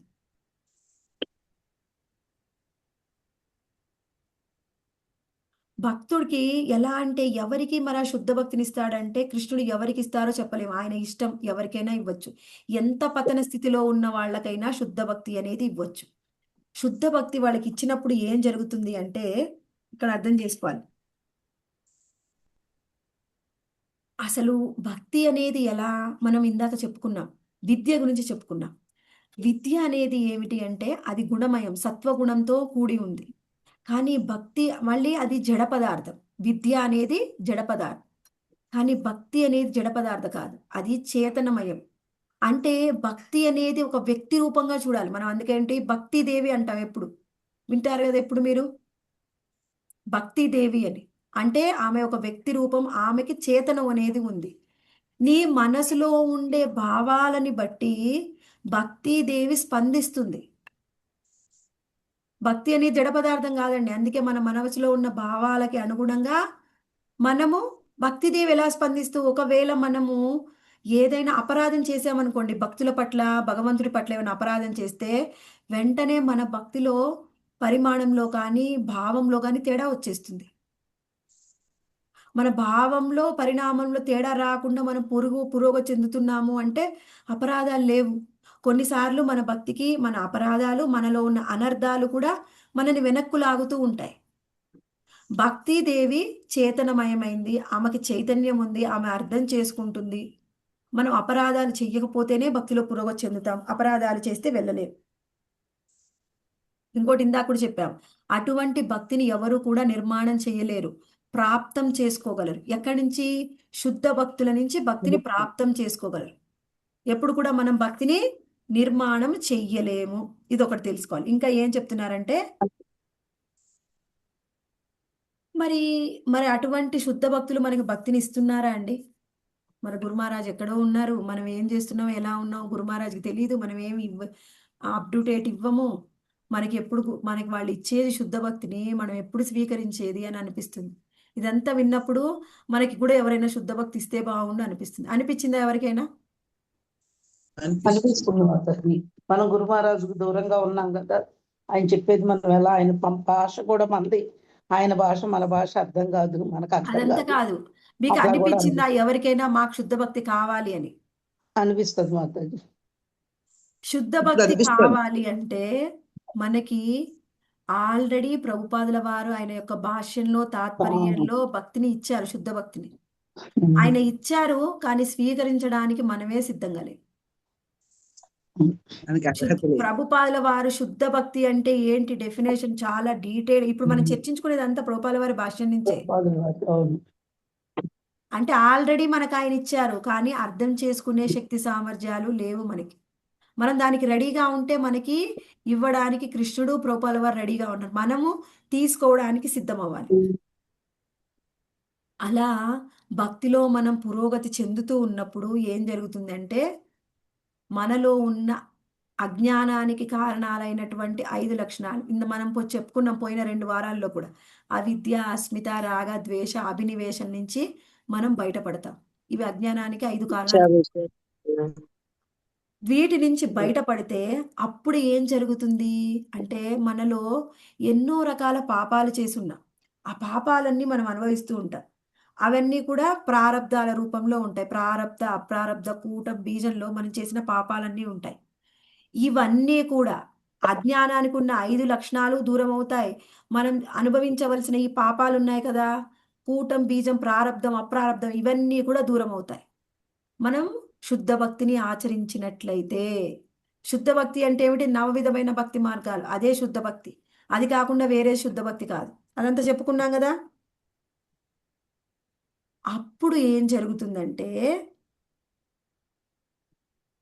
అప్పుడు మన భక్తి ప్రబలంగా మారిపోతుంది. ఎందుకంటే అనర్థాలు దూరం అయిపోయాయి, మనలో ఉన్న అజ్ఞానానికి ఉన్న 5 కారణాలు కూడా దూరం అయిపోయాయి. అప్పుడు మన భక్తి ఇంకా సాధన చేస్తుంటే ప్రబలమైన భక్తిగా మారిపోతుంది. అప్పుడు మనకి పూర్తి దివ్యమైన దృష్టి వస్తుంది. ఈ దివ్యమైన దృష్టి వచ్చి ఇప్పుడు భగవంతుడు మన కళ్ళ ముందు దర్శనమిస్తే చూడడానికి సిద్ధంగా మన శరీరము, మన కన్నులు అన్నీ కూడా మారిపోతాయి అన్నమాట. దీనికి ఏం చేయాలండి అంటే తీవ్రమైన భక్తి. తీవ్రేణ భక్తి యోగేనా. నువ్వు అకామ సర్వకామ, నీ కోరికలు ఉన్నా లేకపోయినా ముక్తి కావాలన్నా నువ్వు తీవ్రమైన భక్తే చేయాలి. అసలు వీటికి దూరంగా భక్తి చేయాలంటే ఇంకెంత తీవ్రంగా చేయాలో చూడండి. అంటే నీ లక్ష్యాన్ని బట్టి నీ భక్తి యొక్క సాంద్రత అనేది ఉండాలి. నీ లక్ష్యం ఏం లేదండి, నాకేవో చిన్న చిన్న కోరికలు ఉన్నాయి, తీరితే చాలు, దానికి తగ్గట్టే మీరు చేయొచ్చు. ఎవరికైతే కోరిక నేను కృష్ణుణ్ణి పొందాలి, భగవద్ధామానికి వెళ్ళాలని అనుకో, వాళ్ళు తీవ్రమైన భక్తి చేయాలి. నీ కోరిక ఎలా ఉంది, నీ లక్ష్యం ఏంటి, దాన్ని బట్టి మన భక్తి అనేది ఉండాలి. ఇక్కడ ఇంకొకటి చెప్తున్నారు. ఇక్కడ భగవంతుణ్ణి మనం అర్థం చేసుకోవాలి అంటే ఆయన నిర్గుణమయం. మనం కూడా నిర్గుణమయమైనటువంటి భక్తి సాధన చేస్తేనే నిర్గుణమైనటువంటి ఆయన్ని మనం దర్శనం చేసుకోగలం. భక్తి అనేది 2 రకాలు, సగుణమయం, నిర్గుణమయం. సగుణమయం అంటే మనం ఇందాక చెప్పుకున్నాం, ఆయన ఎవరు? ఆ జ్ఞాన సాధన చేసిన వాళ్ళు సగుణమయం. ఏమిటి? ఆయనకు ఒక గుణం ఉంది. ఏమిటి? నేను బ్రహ్మాన్ని దర్శనం చేసుకోవాలి, నేను ముక్తిని పొందాలి, ఆయన దర్శనం చేసుకోవాలి. మనకి నిర్గుణమైన భక్తి కావాలి. ఏ కోరిక ఉండొద్దు. ఏదైనా కావాలంటే ఆయనే ఇస్తాడు, మనమేం అడగవసరం లేదు. మనకు అవసరమైనవన్నీ ఆయనే తీరుస్తాడు. అది మనకు మనసులో ఉంటే చాలు. ఇప్పుడు మనం ఏం అర్థం చేసుకోవాలి అంటే, ఎప్పుడైతే భక్తి మహారాణి ప్రసన్నం అవుతుందో, ఆమె భక్తి అనేది జడ పదార్థం కాదని తెలుసుకున్నాం, చైతన్యం ఉంది. భక్తి మహారాణి ప్రసన్నం అవుతుందో అప్పుడు ఏం జరుగుతుంది అంటే, మనకి శుద్ధ భక్తుల సాంగత్యంలో భక్తి సాధన చేస్తున్నప్పుడు వాళ్ళ కృప వలన భక్తి మహారాణి ప్రసన్నమైతే అప్పుడు మనము భగవంతుడి యొక్క రూపాన్ని దగ్గరగా క్లియర్గా మనమైన యొక్క రూపాన్ని చూడవచ్చు. కేవలం చూడటమే కాదు, మనకైన బిల్వమంగళ ఠాకూర్ చెప్పారు. ఏం చెప్పారు బిల్వమంగళ ఠాకూరు? కృష్ణుడే నా దగ్గరకు వచ్చాడు అని ఎప్పుడైతే ఆయన్ని తాకగానే ఆయన ఒక ఎందులో పడిపోతారు, ఎందులో ఒక నీళ్ళు లేని బావిలో పడిపోతారనమాట. ఒక చిన్న అళ్ళలో పడిపోయినప్పుడు ఆయన గోపాల్ గోపాల్ అని పిలుస్తూ ఉంటాడు. అప్పటి వరకు ఆయన సహాయం చేస్తూ ఉంటాడు ఎప్పుడు అవసరమైన. చిన్న పిల్లవాడు వ్రజవాసి. అయితే ఆ రోజు ఆయన గోపాల్ గోపాల్ అని పిలుస్తుండే, వచ్చి మళ్ళీ తీస్తాడేమో అని. ఆయన తప్ప ఎవరికి తెలియదు ఆయనకి. సరే ఇంతవరకు ఎప్పుడు టచ్ చేయలేదనమాట. వచ్చేవాడు ఏం కావాలో చూసుకునేవాడు అన్ని. అప్పుడు ఫస్ట్ టైం టచ్ చేసి పైకి తీస్తే అర్థమైపోయింది, కృష్ణ నువ్వే కదా వచ్చింది, నువ్వే కదా. వెంటనే కృష్ణుడు ఏం చేశాడు? చెయ్యి వదిలించుకొని పారిపోవడం మొదలుపెట్టాడు. అప్పుడు ఆయన ఏమంటాడంటే, నేను అందుండని, నేను ముసలివాణ్ణని, నా చెయ్యి వదిలించుకొని నువ్వు పారిపోగలవు, నేను పట్టుకోలేనని. కానీ నా మనసులో నేను నిన్ను బంధించాను కదా, అక్కడి నుంచి ఎలా పారిపోతావు అని అంటున్నాడు. అంటే ఎవరికైతే ప్రబలమైన భక్తి, శుద్ధ భక్తుల కృప ద్వారా శుద్ధ భక్తి వచ్చి వాళ్ళు ప్రబలంగా సాధన చేస్తున్నప్పుడు భగవంతుడు వాళ్ళ మనసులో బందీ అవుతాడు.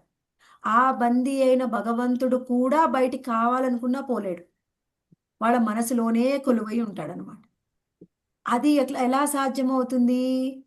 మనము భక్తి సాధన అనేది శుద్ధమైన భక్తిని, కేవల భక్తిని అది ప్రబలంగా సాధన చేసినప్పుడే సాధ్యమవుతుంది. అది ఎలా వస్తుంది మాతాజీ? అలా దర్శనం పొందాలి అంటే మార్గం అది ఎలా సాధ్యమవుతుంది? హరే కృష్ణ. అది ఎలా సాధ్యమవుతుంది అని మనకు అనిపిస్తుంది. కానీ ఇది ఎలా సాధ్యము, అది ఎలా అనుభవాన్ని పొందాలి అంటే, ఆ అనుభవం ఎలా పొందాలి అనేది ఎవరైతే అనుభవం పొందుతారో వాళ్ళకి అర్థమవుతుంది. ఇది ఇలానే అవుతుంది, ఇది ఇలానే, ఇదే ఫార్ములా, ఇలా జరుగుతుంది, ఫస్ట్ అలా జరుగుతుంది, ఫస్ట్ అలా, ఎవరు చెప్పలేము అలా. ఎవరికి ఎలా అయినా భగవంతుడు కృప చూపించి ఆ స్థాయికి తీసుకొని వెళ్ళవచ్చు. కాకపోతే ఎవరైతే ఆ స్థాయిలో ఉంటారో వాళ్ళు ఎప్పుడు కూడా మేము ఆ స్థాయిలో ఉన్నారని చెప్పుకోరు. ఎవరైతే చెప్పుకుంటారో వాళ్ళు ఆ స్థాయిలో లేనట్టు. ఇది ఒకటి మనం తెలుసుకోవాలి. కానీ శుద్ధ భక్తులు గురువు స్థాయిలో ఉన్న వాళ్ళు తప్పకుండా ఉంటారు. కానీ మన చుట్టూ ఉన్న వాళ్ళలో కూడా శుద్ధ భక్తులు ఉండవచ్చు. వాళ్ళు ఎప్పుడైనా వాళ్ళ కృప ద్వారా మనకి భక్తి లభిస్తే మనము భక్తిలో పురోగతి చెందవచ్చు.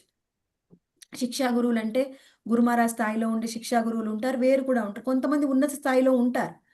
ఎవరికి ఎప్పుడు కృప మన మీద పడుతుందో, ఎప్పుడు మనం భక్తిలో పురోగతి చెందుతామో అది ఉండాలి.